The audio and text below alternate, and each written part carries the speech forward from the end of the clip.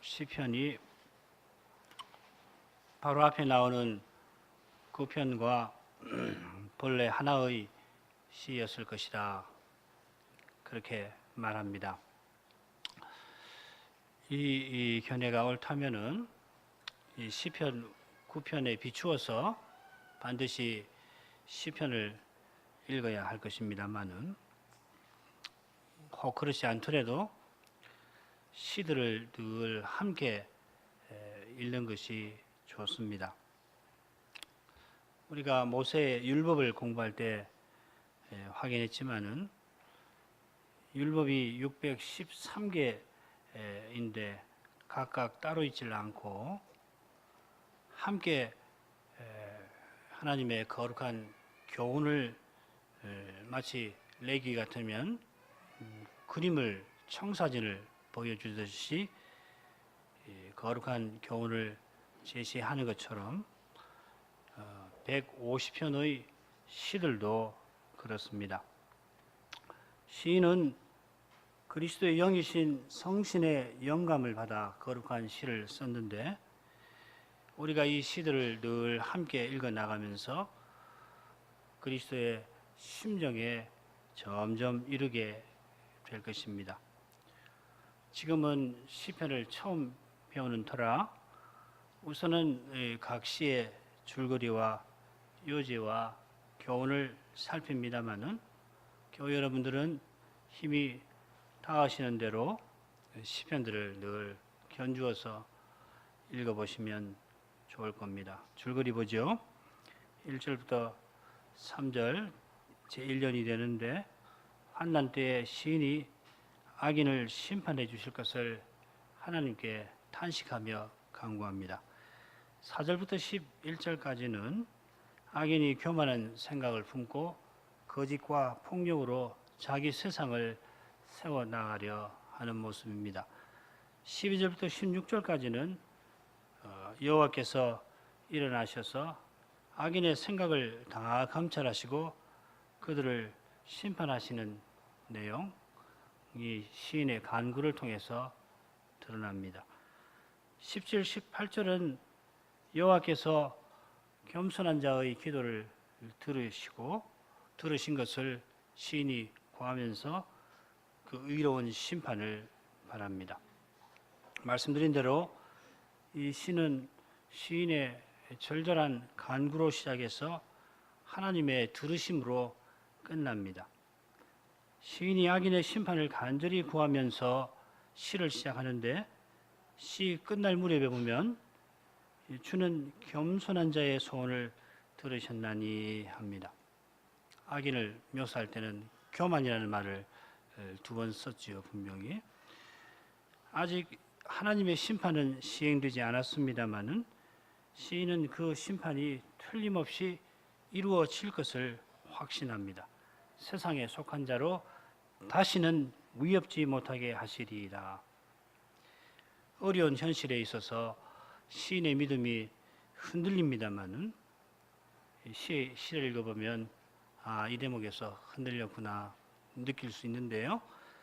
기도를 통하여 그 믿음이 현실을 이길 만큼 견고해졌습니다.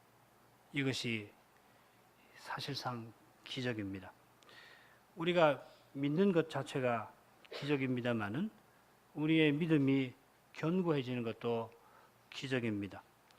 시인이 처한 현실을 보면 그의 믿음이 근본적으로 흔들리지 않을 수 없을 정도입니다. 눈앞에는 온통 악인의 세상뿐입니다. 악인의 생각이 그대로 이루어집니다. 그 현실이 시인의 믿음을 뒤흔드는 것은 하나님이 감찰지 아니하신다, 하나님이 없다 하는 이 악인의 생각이 정말 그런 것 같이 이루어지는 것 같이 느껴지기 때문입니다. 내가 악인의 공격을 직접 당하는 그것도 물론 고통스럽습니다만은 가장 고통스러운 것은 하나님이 멀리 계시는 것처럼 느껴지는 사실입니다. 악인이 그 마음에 하나님이 영원히 보지 아니하시리라 그렇게 장담하는 세상인데 시인의 입에서 여호와여 일어나옵소서 간구가 나옵니다. 12절이죠. 시인은 하나님의 의로운 심판을 간절히 바라는 겁니다. 그런데 그 간구가 어디에서 왔습니까? 이것이 우리가 셋째 단락에서 살펴야 할 주제일 것입니다. 우리가 어려운 현실에서 하나님의 구원을 바라는 그 심정은 어디에서 옵니까? 우리의 믿음은 어디서 옵니까? 바로 이 교훈을 깨닫는 거기에 참된 믿음이 있겠는데, 깨닫는 일이 있는 것은 전하는 일과 같이 하나님에게 달려 있습니다. 우리는 그저 받습니다. 우리에게 있는 모든 선한 것은 주신 것입니다. 오직 은혜는 그저 교리가 아니라 참된 현실입니다. 참된 현실이니까. 그래서 오직 은혜는 참됩니다. 첫째 눈으로 가겠습니다. 여호와여 어찌하여 멀리 서시며 어찌하여 환난 때에 숨으시나이까. 악한 자가 교만하여 가련한 자를 심히 군박하오니 저희로 자기 베푼 꾀에 빠지게 하소서. 악인은 그 마음의 소욕을 자랑하며 탐리하는 자는 여호와를 배반하여 멸시하나이다. 시인이 환난 중에 있는데 여호와는 멀리 계십니다. 하나님이 시인에게 가장 절실한 현실인데 때인데 숨어 계십니다. 시인이 탄식하는 이유가 2절에 나옵니다. 악한 자가 교만한 태도로 가난한 자를 못 살게 굽니다. 죽이려 합니다. 거기서 건져 주실 것을 시인이 간구합니다. 시인이 악인들어 그 꾀에 빠지게 해 주십시오. 하나님께 간구하는 이유가 3절에 나옵니다. 그저 자기가 어려워서 이 어려운 데서 나 좀 살려주십시오 하는 게 아니라 악인이 여호와를 배반하며 여호와를 멸시하는 그 사실 때문입니다. 그런 데서 이 시인의 심정이 어떤 것인가 우리가 배웁니다. 한마디로 그리스도의 심정입니다. 이 심정이 성경을 깨닫는 길입니다. 성경을 포함해서 시편을 포함해서 모든 성경은 그리스도를 증거합니다. 시인은 거듭 어찌하여 하면서 자기가 처한 현실의 어려움을 아니 그 현실에서 그 마음의 괴로움을 토해냅니다. 앞서 살핀 대로 시인의 마음을 짓누르는 것은 하나님이 멀리 계시는 사실입니다. 하나님이 가장 절실한 그런 환난의 때에 정작 숨어 계시는 사실입니다. 시인이 어떤 환난에 처해 있는가 우리가 둘째 연에서 생생하게 보게 될 겁니다. 그 환난은 한마디로 죽음의 현실입니다. 죽음도 고상한 죽음이 있는데 비참한 죽음입니다. 시인이 괴로워하는 죽음은 그저 자기의 죽음만이 아닙니다. 하나님의 공의의 죽음, 하나님의 약속의 죽음입니다. 그 괴로운 심정이 1절에 배어납니다.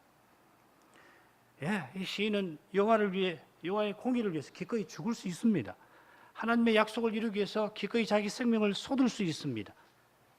그것은 영원한 생명을 얻는 길이고 영원한 생명을 발휘하는 것입니다. 구약 시대니까 시인은 자기 나라를 공격하는 적군에 맞서서 기꺼이 그 한 목숨 던질 수 있는 사람입니다. 게다가 그저 애국심에서 그러려고 하는 건 아니고 하나님의 영광과 자기 백성의 구원을 위해서 시인은 기꺼이 그러려 하는 사람입니다. 평생 하나님 위해서 살아왔습니다. 하나님 말씀을 기록할 만큼 하나님을 말씀을 가까이 하며 살았던 인물입니다. 제사장 나라와 거룩한 백성의 이 사명을 위해서 시인은 못할 게 없는 사람입니다. 그러나 어찌하여 할 만큼 시인의 현실은 실로 힘듭니다. 삶의 의미가 완전히 무너져 내리는 그런 현실입니다. 교회 여러분, 하나님이 멀리 계시는 것 같이 느껴지는 걸 멀리 계신다고 단정하는 거 아니냐. 그렇게 시인을 책하려 하지 마십시오. 우리 가운데 유혹과 같은 고난을 겪은 사람이라면 그런 마음 먹지 않을 터이고 욥과 같은 고난을 겪지 않았으면 그런 마음 먹을 자격이 없습니다. 게다가 다른 사람의 고난을 쉽게 말하는 것 자체가 고난을 쉽게 생각하기 때문이고 고난을 겪어보지 못했기 때문입니다. 이런 교만이 없습니다. 혹시 지금 형통한 가운데 계시다면 마음으로 겸손, 또 겸손 이렇게 말씀하십시오. 그처럼 내가 겪은 어려움으로 다른 사람의 어려움을 감히 재단하려 하지 마십시다. 내 고통만큼 내게 가까운 것이 없습니다마는 마찬가지로 다른 이의 고통만큼 내게서 먼 것도 없습니다. 그저 조용히 곁에 다가가려 하십시다. 그리고 곁을 우리에게 내어주면은 겸손히 그 어려운 심정을 그저 듣고서 조금이라도 그 어려움을 헤아리려고 하십시다. 시인은 말씀을 기록하는 분입니다. 말씀과 더불어 살아온 분입니다. 우리가 고난에 관해서 떠올리는 그런 정도의 해답은 이미 잘 알고 계시는 분입니다. 그런 까닭에 시인은 멀리 계시지만 그래도 하나님께 토로합니다. 그분이야말로 우리의 어찌하여 이 탄식을 들어주실 수 있는 유일한 분입니다. 아니 우리들어 어찌하여 하며 토로하게 하시는 분이기도 합니다. 멀리 계시면서 가장 가까이 다가오시는 분입니다.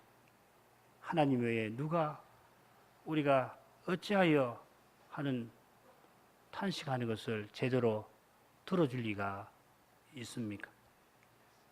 시인은 자기를 가련한 자라 부르면서 가난한 자, 악인의 교만에 쫓기는 신세라고 밝힙니다.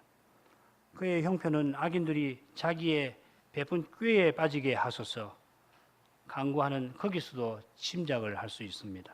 시편 9편에서 보았듯이 깊은 웅덩이와 은밀한 그물을 악인이 만들어 놓고 이 가련한 힘없는 시인이 빠져들기만을 기다립니다.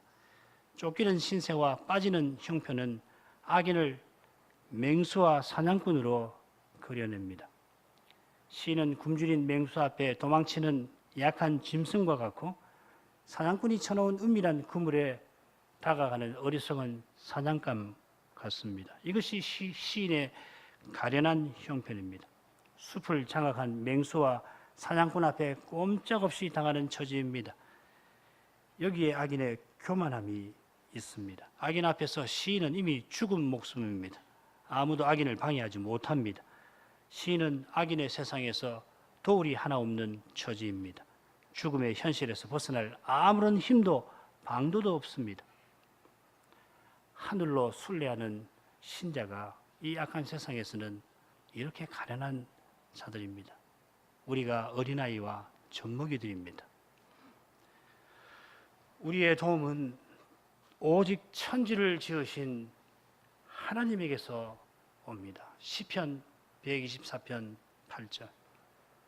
바로 이 고백을 통하여서 개혁교회들이 예배로 나아가고 있는 것을, 예배 처음 드릴 때 이 고백을 통해서 예배를 시작하는 것을 알고 계실 것입니다.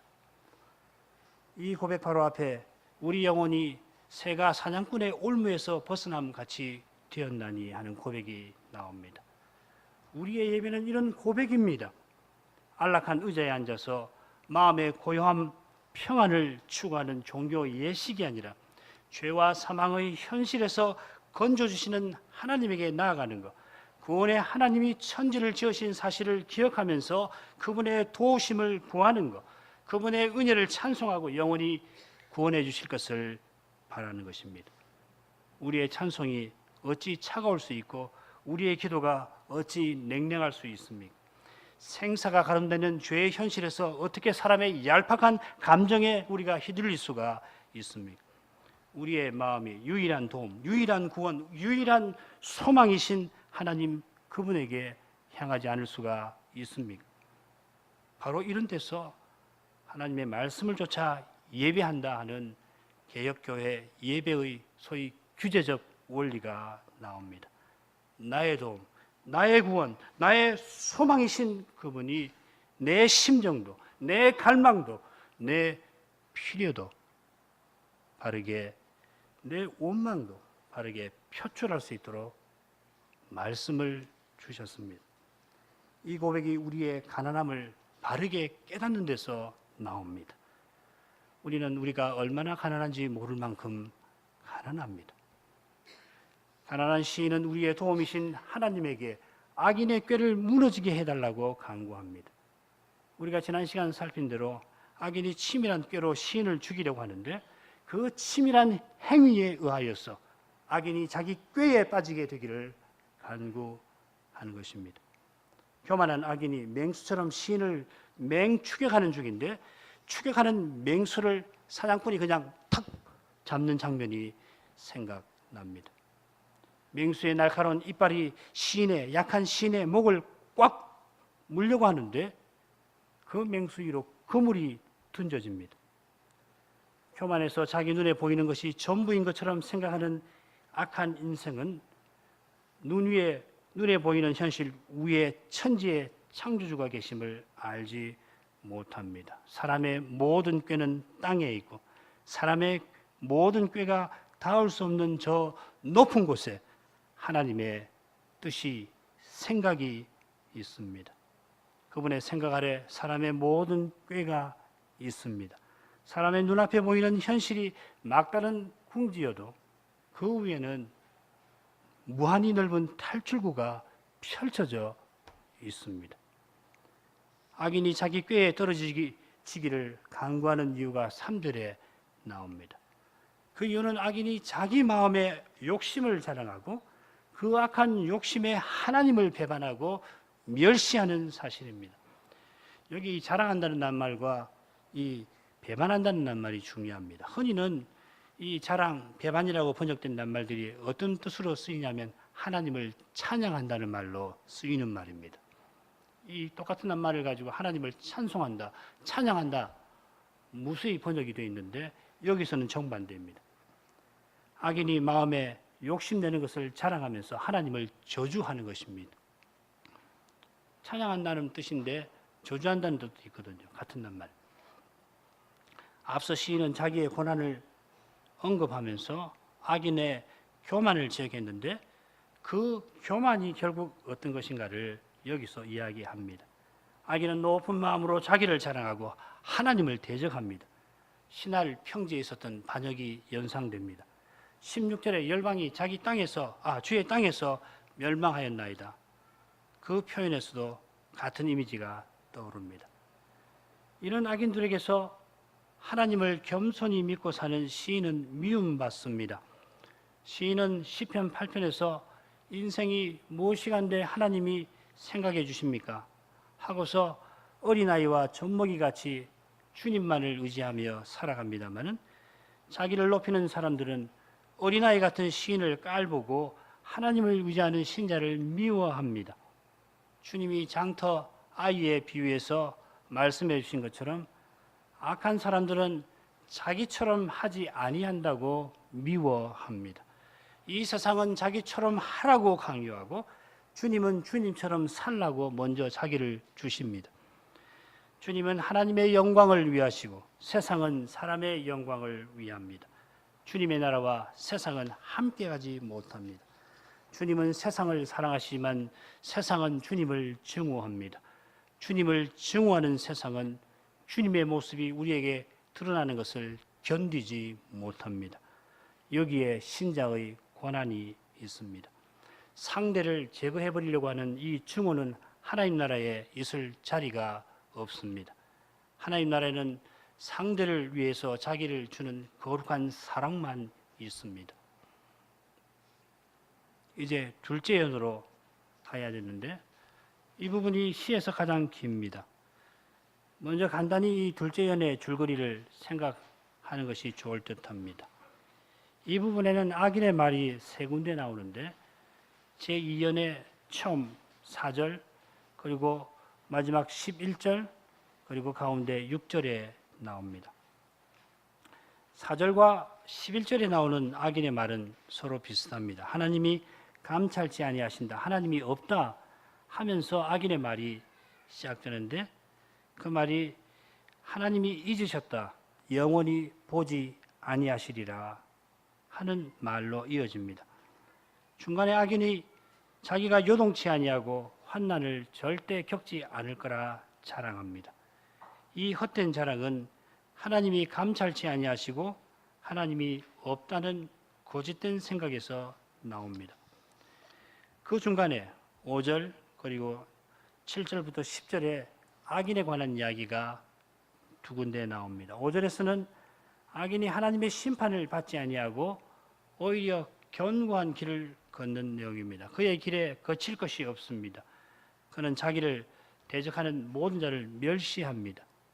바로 그 내용이 7절부터 10절에서 발전됩니다. 그 마음에 생각한 것을 거침없이 그 입으로 말합니다. 그 입으로 말한 것을 행동으로 옮깁니다. 그 행동의 그 두려운 모습이 우리가 조금 전에 본 대로 야수와 맹수와 사냥꾼의 이미지로, 그리고 속임과 폭력으로 그려져 있습니다. 자, 이런 줄거리를 바탕 삼아서 본문을 간단히 살펴나가죠. 4절 읽습니다. 악인은 그 교만한 얼굴로 말하기를 여호와께서 이를 감찰치 아니하신다 하며 그 모든 사상에 하나님이 없다 하나이다. 그 교만한 얼굴로 번역했는데 그 코를 높이며 혹은 그 콧대를 높이며 하는 뜻입니다. 우리 청소년들 이미지가 그려지지요. 앞에서 악인의 교만을 언급했는데 그 교만이 결국 하나님을 대적하는 것이라, 향한 것이라 밝히는 것입니다. 하나님은 교만한 자를 대적하시고 겸손한 자를 가까이 하십니다.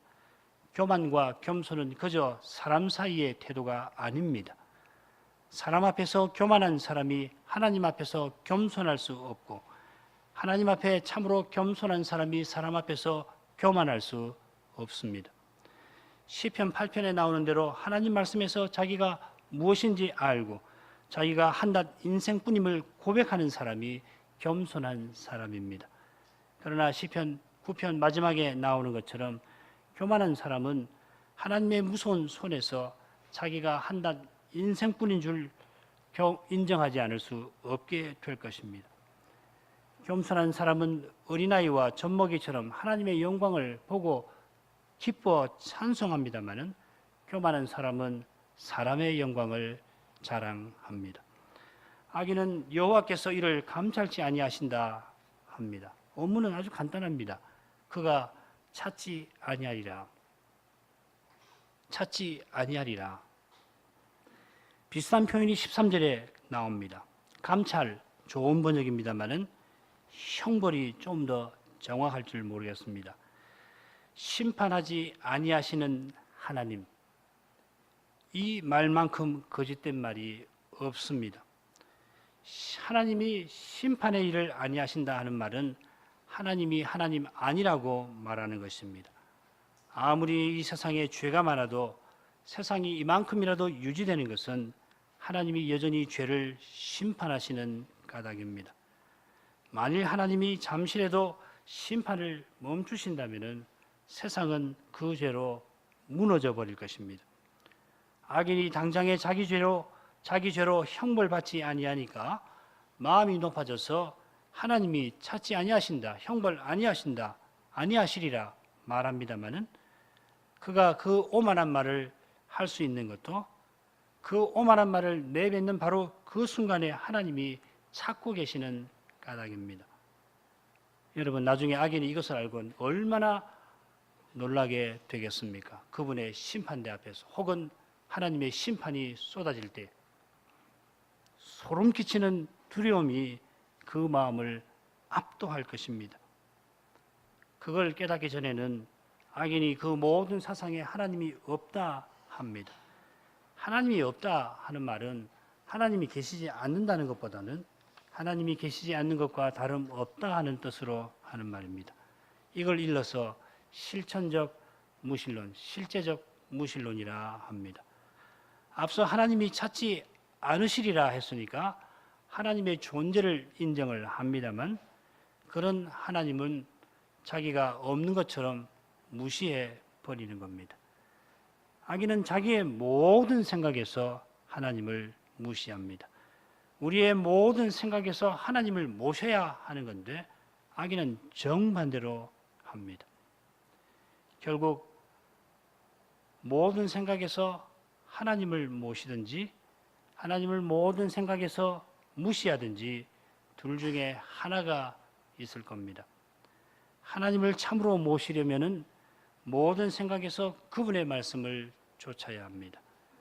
그렇게 하지 아니하면 결국 모든 생각에서 그분을 무시하게 될 것입니다. 천국은 하나님이 전부이시고 그 전부 안에 계시는 그런 세계입니다.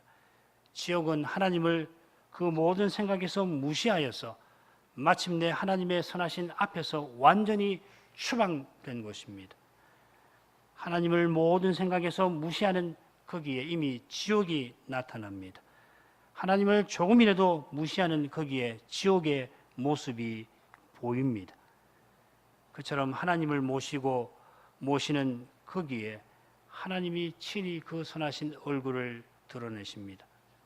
그 선하신 얼굴이 지옥 같은 세상을, 지옥 같은 우리 마음을 천국으로 만듭니다. 악인이 교만한 얼굴로 과람한 말을 하는 이유가 있습니다. 5절입니다. 저의 길은 언제든지 견고하며 주의 심판은 높아서 저의 알력이 미치지 못하오며 저는 그의 모든 대적을 멸시하며 신의 불평이 묻어납니다. 하나님의 심판이 너무도 높아서 악인의 시야를 벗어납니다. 하나님의 심판을 부인하는 악인과 달리 시인은 하나님의 심판을 말합니다마는 그 심판이 하늘에만 있어서 악인이 그 심판을 보지 못한다고 볼멘 소리를 합니다. 악인은 심판을 보지 못하니 심판이 없다고 하고 시인은 보지 못할지라도 심판이 있다고 합니다.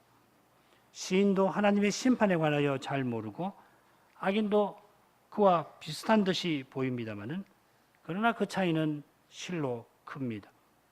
그 차이가 심판하시는 하나님, 이 분명한 사실에 있습니다. 우리의 지식에 하나님의 심판이 달려있지 않습니다. 우리의 눈에 하나님의 심판이 보이지 않는다고 심판이 사라진 게 아닙니다. 하나님이 그 원하시는 때, 원하시는 방식으로, 원하시는 만큼 틀림없이 심판하십니다. 하나님은 우리의 생각을 넘어서는 방식으로 심판하십니다. 인생은 심판하시는 하나님 앞에서 겸손하지 않을 수가 없습니다. 시인의 눈에는 악인의 길이 언제든지 견고합니다. 악인이 원하는 대로 다 이루어집니다. 거칠 게 없습니다. 마치 견고한 탑이 높이 쌓이듯이 올라가고 있습니다. 하지만 그 탑은 무너지기 위해서 쌓아져 갈 뿐입니다. 높이 쌓이면 쌓일수록 와르르 무너질 것입니다. 거침없이 올라갑니다마는 그 자체가 이미 심판입니다. 악인이 그 원하는 대로 행하는 것은 사실 저주입니다. 사람이 그 악한 생각대로 행하지 못하게 막아주시는 것이 사랑이고 은혜입니다. 우리의 생각대로 이루어지는 것은 결코 선하지 못합니다. 하나님의 생각대로 이루어지는 것만 견고합니다. 사람의 생각은 아무리 하나님의 뜻을 말하더라도, 아무리 하나님의 뜻을 인용하고 흉내내더라도 사람의 생각은 반드시 무너집니다. 그분의 뜻만 이루어집니다. 악인의 길이 언제든지 견고한 것처럼 악인은 그 모든 대적, 자기의 모든 대적을 멸시합니다. 악인을 반대하는 모든 사람이 악인 보기에는 가소롭습니다. 하나님을 섬기는 시인은 시편 8편에 나오는 어린아이와 젖먹이같이 악인에게 보입니다. 온갖 외를 부리는 악인 앞에 시인은 순진하기 그지없습니다. 고약한 어른들이 가끔씩 어린아이를 얼마든지 놀려먹는 것과 비슷할지 모르겠습니다. 하나님 말씀대로 살면 당장에는 이처럼 무력합니다. 그저 당합니다. 신자도 사람인지라 이런 취급당하는 거 싫습니다. 지금 시인이 그런 불편한 심정을 넌지시 드러냅니다. 하나님 말씀대로 사는 까닭에 멸시당하는 거 싫습니다. 그러나 멸시당해야 영광에 이릅니다. 십자가의 영광을 깨닫지 않고서는 고난당할 수 없습니다. 고난당하기 싫어하는 것은 사람의 영광을 구하는 마음에서 나옵니다. 그러나 고난당하지 않고서는 주님의 영광을 드러내지 못합니다. 주님의 영광을 본 사람은 고난을 피할 수 없습니다. 시인은 다시금 악인의 생각을 하나님 앞에 아뢰입니다. 6절입니다. 그 마음에 이르기를 나는 요동치 아니하며 대대로 환난을 당치 아니하리라 하나이다. 악인이 그 마음에 이르는 것은 차마 입으로 꺼낼 수 없어서 속으로 은밀히 말하는 게 아닙니다. 지금 그보다는 악인이 지금 높은 마음을 갖고 있음을 가리키는 겁니다. 이미 악인은 교만한 얼굴로 꺼낼 수 없는 말을 꺼내놨습니다. 그런 악인이 이제 거칠 것 없습니다. 자기 원하는 대로 이루어져 가는 것처럼 보이는 세상입니다. 악인의 마음은 실로 높습니다. 이 요동치 아니한다는 말은 의인에게 약속된 하나님의 복입니다. 이 복은 영원한 구원과 생명과 관련됩니다. 이 영원한 생명은 완전한 의를 통해서만 얻습니다. 의인이 이 세상에서 요동치 아니하는 것은 의로우신 하나님이 그를 꼭 붙들고 계시는 사실 덕분입니다. 하나님이 그를 영원히 붙드시니까 의인은 영원히 요동치 아니합니다. 그런데 그 복을 악인은 스스로 얻으려 합니다. 얼마나 교만한 마음입니까? 그 높은 마음에서 그는 자기가 대대로 환난을 당시 아니하리라 장담합니다. 여기 대대로라고도 번역할 수 있는데 절대로라고도 번역할 수 있습니다. 어쩌면 이것이 더 나을는지도 모르겠습니다. 어떻게 번역하든지 이것은 하나님만이 주실 수 있는 것인데 그런 것을 장담합니다. 내가 얻을 것이라. 바로 여기에 사람의 교만이 심히 악한 점이 있습니다. 사람의 교만이 실로 허망한 것이 바로 이 장담에 있는 겁니다. 교만은 결국 하나님처럼 되려는 것입니다. 하나님처럼 되려는 것은 하나님을 하나님 되시지 못하게 하려는 겁니다. 우리는 욥기의 마지막 장면이 바로 이 주제를 다루고 있음을 기억합니다. 욥기 40장 10절부터 14절입니다. 들으시면 충분히 이해가 되실 겁니다. 너는 위엄과 존귀로 스스로 꾸미며 영광과 화미를 스스로 입을지니라. 너의 넘치는 노를 쏟아서 교만한 자를 발견하여 낱낱이 낮추되 곧 모든 교만한 자를 발견하여 낮추며 악인을 그 처소에서 밟아서 그들을 함께 진토에 묻고 그 얼굴을 싸서 어둑한 곳에 둘지니라. 그리하면 내 오른손이 너를 구원한다고 할 수 있다고 내가 인정하리라. 교만한 자를 낮추려 하는 것은 스스로 교만해지는 것입니다. 교만한 자를 낮추는 일은 하나님의 일입니다. 교만한 자를 낮추시는 하나님이 그 강력한 오른손으로 죄인을 구원하십니다. 우리는 구원받을 뿐입니다. 이것을 깨닫는 데서 교만에서 벗어나는 길이 열립니다. 오직 은혜는 그저 교리가 아닙니다. 삶 전체가 걸린 진리이고 오직 은혜가 사실입니다. 견고한 사실입니다. 우리의 일상이 영혼으로 이어지는가 아니면 허망한 자랑으로 사라져버리는가 바로 이 오직 은혜에 달려 있습니다. 이 고백의 실질이 무엇입니까? 오직 겸손입니다. 교만한 악인이 그 악한 마음으로 시인을 죽이려 합니다. 7절부터 10절까지를 읽습니다. 그 입에는 저주와 괴율과 포악이 충만하며 그 혀 밑에는 잔해와 죄악이 있나이다. 저가 향촌 유백한 곳에 앉으며 그 은밀한 곳에서 무지한 자를 죽이며 그 눈은 외로운 자를 엿보나이다. 사자가 그 구렬에 엎드린 같이 저가 은밀한 곳에 엎드려 가련한 자를 잡으려고 기다리며 자기 그물을 끌어 가련한 자를 잡나이다. 저가 굽으려 엎드리니 그 강포로 인하여 외로운 자가 넘어지나이다. 시간이 이미 많이 지나서 이달락의 요지만 간단히 생각하고 마치려 합니다. 아마 다음 시간에 셋째 연을 공부하면 이 부분을 다시금 살펴야 할 것입니다.